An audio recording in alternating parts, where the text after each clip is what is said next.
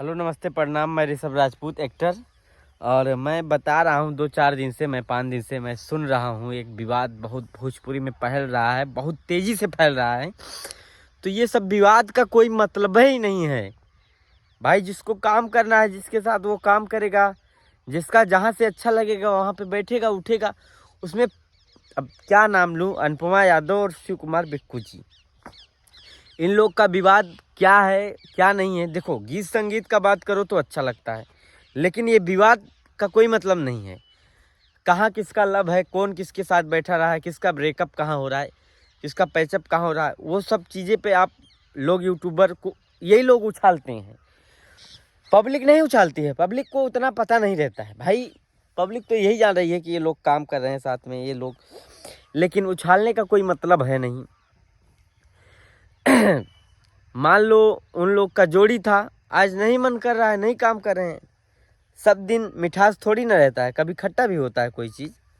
हमेशा अगर मीठा रहेगा तो फिर वो मीठापन कैसा। तो वहाँ कहीं मिठास है तो कहीं खटास है, वो पवन भैया कहते ही रहते हैं। लेकिन इससे आप लोग को देखो, भोजपुरी में अच्छा चीज़ें आ रही हैं उसको तो प्रमोट करोगे नहीं, सिर्फ विवाद हेरते हो। यूट्यूबर भाई ऐसी चीज मत फैलाइए।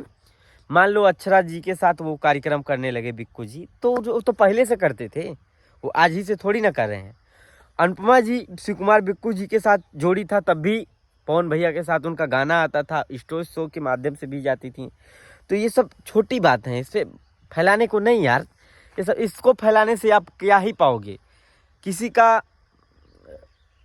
पोल खोलना या बेइज्जत करना या झूठ फूट की बातें।